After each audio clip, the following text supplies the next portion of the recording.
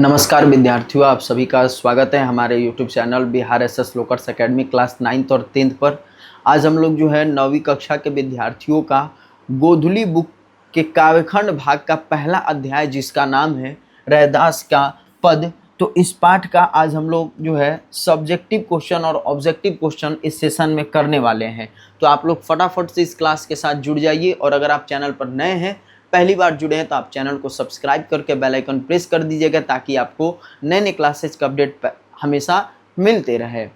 अब इसके बाद अगर आप हमारे टेलीग्राम चैनल को ज्वाइन नहीं किए हैं तो कमेंट में टेलीग्राम चैनल का भी लिंक पिन किया गया है, तो आप हमारे Bihar SS lockers academy 9th और 10th क्लास के टेलीग्राम चैनल को भी ज्वाइन कर सकते हैं, जहाँ पर आपको किसी भी क्लासेज का PDF नोट्स मिलता है। अब आइए हम लोग आज के अपने इस सेशन को शुरू करते हैं और ऑब्जेक्टिव क्वेश्चन के इस क्लास को भी हम लोग सबसे पहले शुरू करेंगे और ऑब्जेक्टिव क्वेश्चन को हम लोग पढ़ेंगे। तो आइए आप लोग फटाफट से प्रश्नों का जवाब देते हुए चलिएगा। पहला नंबर प्रश्न कह रहा है कि प्रभु जी तुम चंदन हम पानी कविता में रैदास अपने आराध्य से किसकी तुलना करते हैं।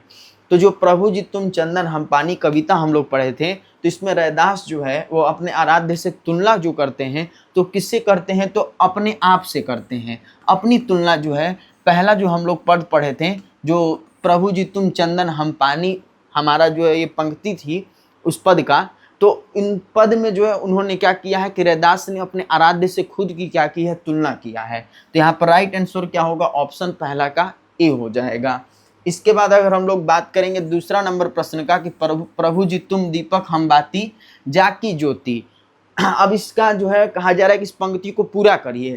कह रहा है कि प्रभु जी तुम बाती तुम दीपक हम बाती जाकी ज्योति, यानी बड़े सारी राती बड़े दिन राती जले जंग सारा या बुझाए अधियारा। बताइए दूसरा का राइट आंसर क्या होगा, आप लोग फटाफट से। कह रहा है कि प्रभु जी तुम दीपक हम बाती जाकी ज्योति, तो जाकी ज्योति बड़े दिन राती, मतलब कि प्रभु जी आप क्या है, दीपक के समान है और मैं बाती के समान हूँ जो हमेशा जो है दिन रात जो है जलते रहता है।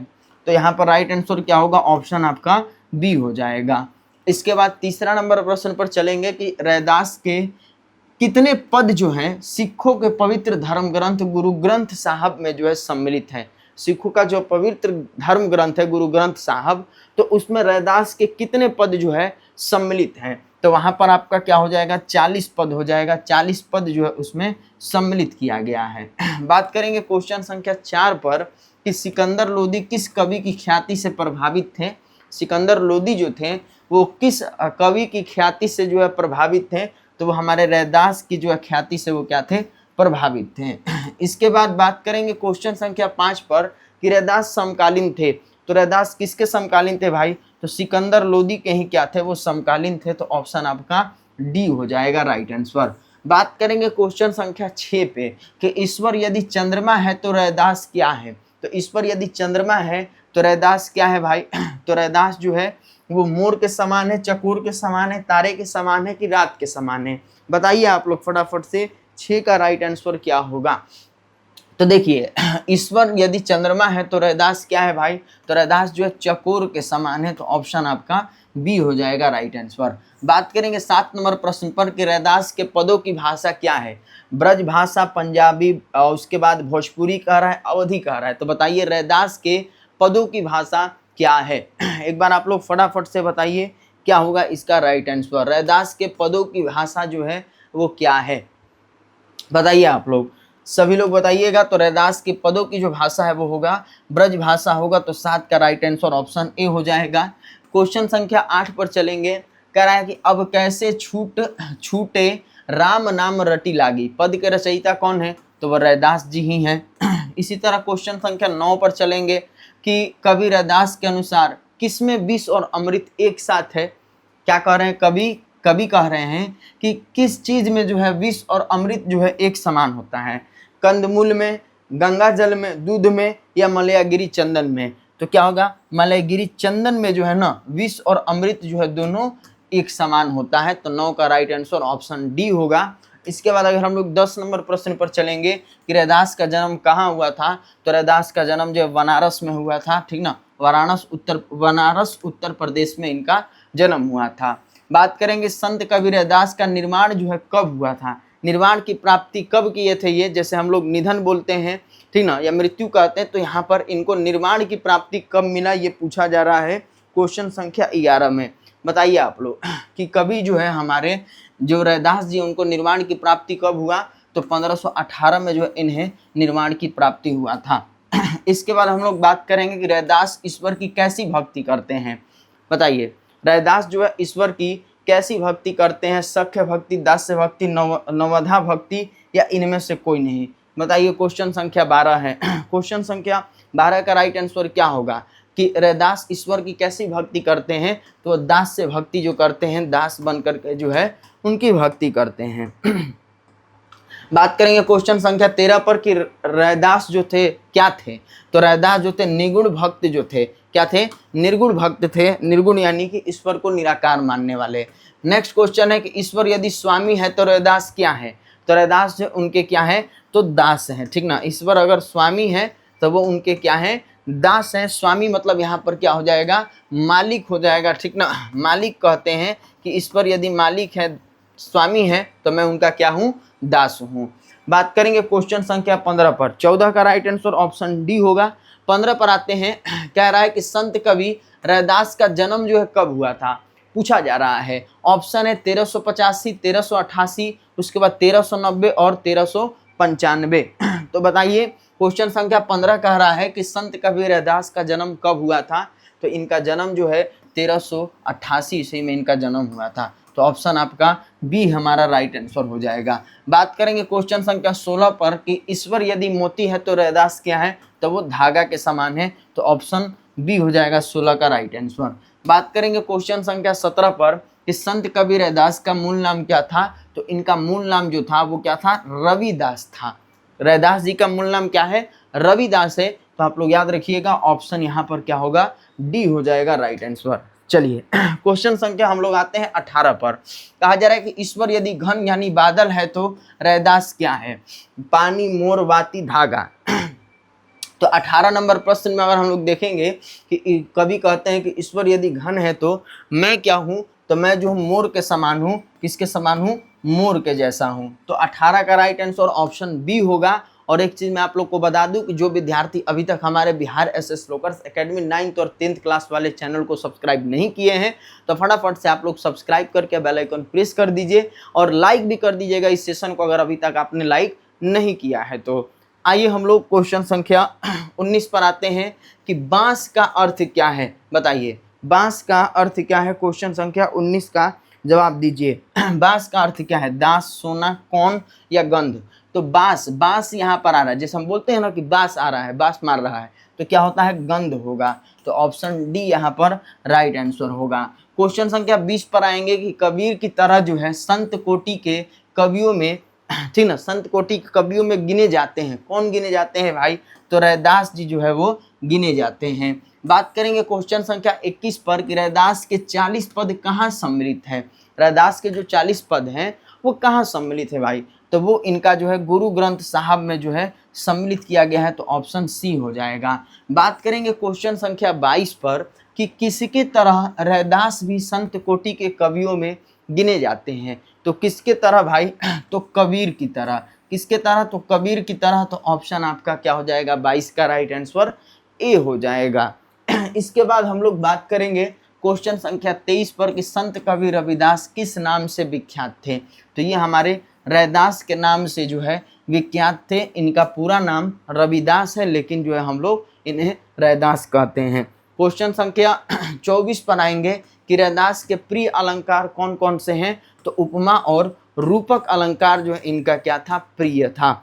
इसके बाद अगर हम लोग क्वेश्चन संख्या 25 पर आएंगे कि प्रभु जी तुम चंदन हम पानी के रचयिता कौन है, तो वो रैदास ही हैं। तो 25 का राइट आंसर ऑप्शन ए होगा।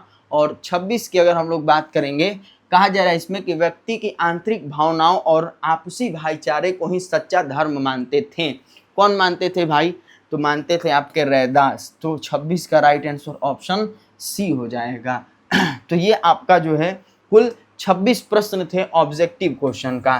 कुल मिलाकर के 26 प्रश्न जो है आपके ऑब्जेक्टिव क्वेश्चन में दिया गया है। तो आप लोग कमेंट में बताइएगा कि इन 26 प्रश्न में से आपको कितने प्रश्नों का सही जवाब मालूम था और अगर आप पहली बार जुड़े हैं तो आप हमारे चैनल को सब्सक्राइब कर लीजिएगा। साथ ही टेलीग्राम चैनल का भी लिंक आप लोग को दिया गया है कमेंट में, तो उसे भी आप लोग ज़रूर जो है ज्वाइन कर लीजिएगा, जहाँ पर आपको किसी भी क्लासेस का PDF नोट्स जो है मिलता है। तो फटाफट से आप लोग बिना देरी के ज्वाइन कीजिएगा। और आगे हम लोग सब्जेक्टिव क्वेश्चन को भी देखेंगे कि इसमें कौन कौन से इम्पोर्टेंट जो है सब्जेक्टिव क्वेश्चन है।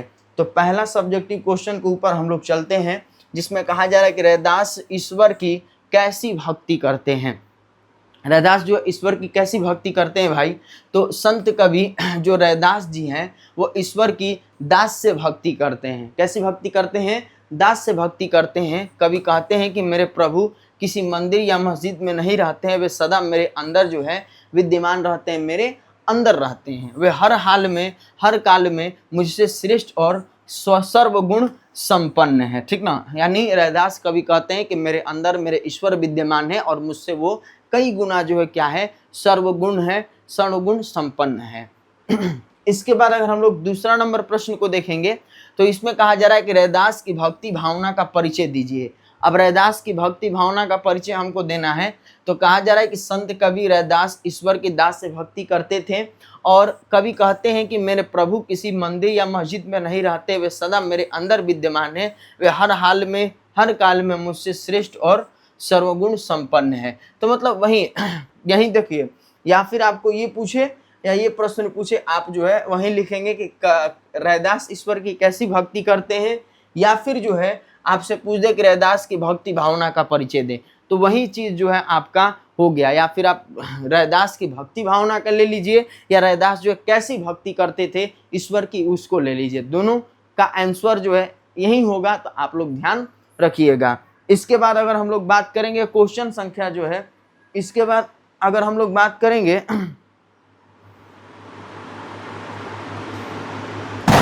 बात करेंगे क्वेश्चन संख्या 3 पर। ठीक ना, कह रहा है कि कवि ने अब कैसे छूटे राम नाम रट लागी क्यों कहा है।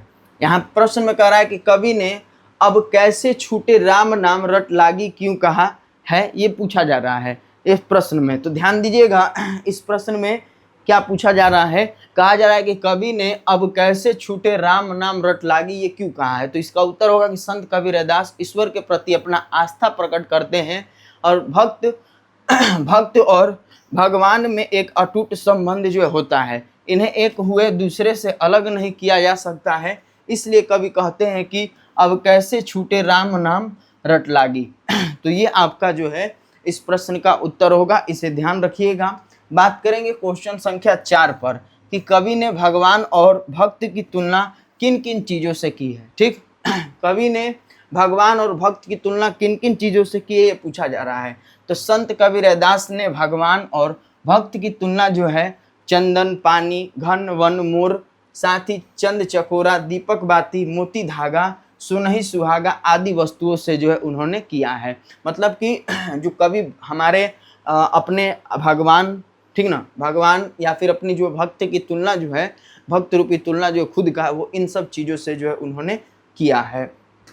इसके बाद अगला क्वेश्चन है कि कवि ने अपने ईश्वर को किन किन नामों से पुकारा है। तो कवि जो है अपने ईश्वर को कई नामों से पुकारे हैं, जैसे चंदन के नाम से, घनवन के नाम से, चंद, दीपक, मोती, स्वामी, इन सभी नामों से जो है उन्होंने अपने ईश्वर को क्या है पुकारा है। यानी संत कबीर रैदास अपने ईश्वर प्रभु श्री राम को कई नामों से पुकारते हैं, तो यही सब नाम जो है उन्हें लेकर के पुकारते हैं।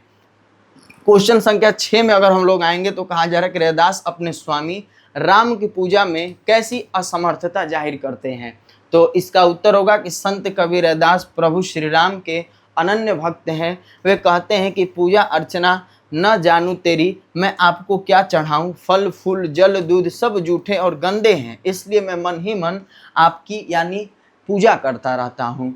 मतलब ये प्रश्न में कह रहा है कि रैदास अपने स्वामी राम की पूजा में कैसी असमर्थता जाहिर करते हैं। तो उनको असमर्थता यही लगता है कि जो भी वस्तु है, जैसे फल फूल हो गया, ठीक ना, दूध हो गया, तो ये सब क्या है, जूठे हो चुके हैं। और जूठा चीज़ जो है चढ़ाया तो जाता नहीं है ईश्वर भगवान के ऊपर, तो इसलिए जो है वो क्या करते, कहते हैं कि ये सब चीज़ झूठे हैं, मतलब कि जूठे हो चुके हैं। तो मैं जो खुद से अपने मन में जो आपकी क्या करता हूँ, आराधना करता हूँ, ठीक ना, मेरा आराध्य जो मेरे जो ईश्वर हैं वो मैं उनकी पूजा जो है अपने मन ही मन में जो है करता रहता हूँ। तो ये आपका 6 नंबर प्रश्न का उत्तर है। जब 7 नंबर प्रश्न पर आएंगे तो कहा जा रहा है कि कवि अपने मन को चकोर के मन की भांति क्यों कहते हैं। ठीक, तो इसका उत्तर होगा कि संत कबीर रैदास अपने मन को चकोर के मन की भांति इसलिए कहते हैं क्योंकि चकोर तितर की जाति का एक पंछी है जो चंद्रमा का परम प्रेमी माना जाता है। उसी प्रकार रैदास मन ही मन प्रभु श्री राम की भक्ति प्रेम में लीन रहते हैं। तो ये क्वेश्चन संख्या 7 का उत्तर था। इसी तरह क्वेश्चन संख्या 8 पर अगर हम लोग आएंगे तो इसमें कहा जा रहा है कि मन ही पूजा मन ही धूप मन ही से सहज स्वरूप का भाव स्पष्ट करें। ये आपका जो है कह सकते हैं व्याख्या करने वाला जो है प्रश्न है। तो इसको आप कैसे लिखिएगा, तो लिखिएगा कि प्रस्तुत पंक्ति संत कबीर रैदास द्वारा रचित पद शीर्षक कविता से लिया गया है। रैदास प्रभु श्री राम के अनन्य भक्त हैं और वे कहते हैं कि मन ही पूजा है, मन ही जो है धूप है, मन ही जो है साधना है, मन ही सेवा अर्चना करना है और मन में ही जो है अपना सहज स्वरूप यानी छवि जो है वो रखना है। यानी कवि जो है वो बताते हैं कि मन ही क्या है, पूजा है, मन ही जो है धूप के समान है, मन ही में मुझे क्या करना है कि पूजा अर्चना करना है, ठीक ना। और आपका जो रूप आपका छवि है वो मेरे मन में ही बसा हुआ है। ये क्वेश्चन संख्या 8 था। 9 पर आएंगे तो कहा जा रहा है कि मलयागिरी बेधियो मुअंगा विष अमृत दो एक एक संगा। इस पंक्ति का आस स्पष्ट करें, ठीक ना। इस पंक्ति का आस से स्पष्ट करने के लिए जो है हमसे कहा जा रहा है। तो इसका उत्तर होगा कि प्रस्तुत पंक्ति संत कवि रैदास द्वारा रचित पद शीर्षक कविता से लिया गया है। इस पंक्ति के माध्यम से कवि का आशय यह है कि मलयगिरी चंदन के वृक्ष पर सांप लिपटे होते हैं, अर्थात विष और अमृत दोनों एक साथ होते हैं। यानी जो मलयगिरी चंदन का जो वृक्ष है यहाँ पर विष और अमृत दोनों एक साथ होते हैं।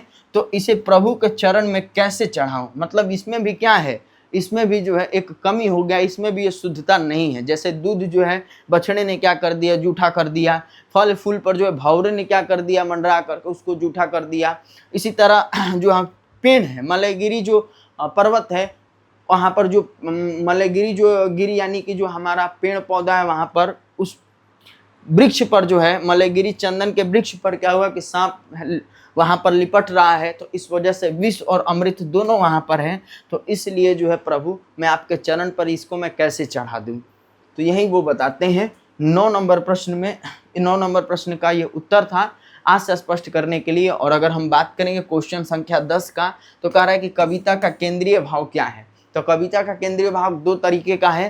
पहला जो कविता का केंद्रीय भाव ये होगा कि संत कबीर रैदास पहले पद में अपने आराध्य प्रभु श्री राम को याद करते हुए उनसे क्या करते हैं, तुलना करते हैं और कहते हैं कि प्रभु जी आप चंदन हैं तो हम पानी हैं। और फिर कहते हैं कि उनका मानना है कि मेरे प्रभु जी किसी मंदिर या मस्जिद में नहीं रहते हैं, वो मेरे अंतर मन में, मेरे अंतस मन में जो है वो क्या करते हैं, विराजमान है।